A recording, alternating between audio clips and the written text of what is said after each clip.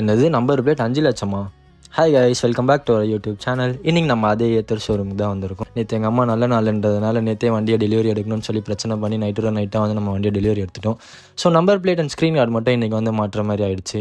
நான் கூட இதை 1 hour ஆகும் சொல்லிட்டு நினச்சேன். நம்ம அண்ணன் 5 minutes வேலையை முடிச்சு கொடுத்துட்டாரு.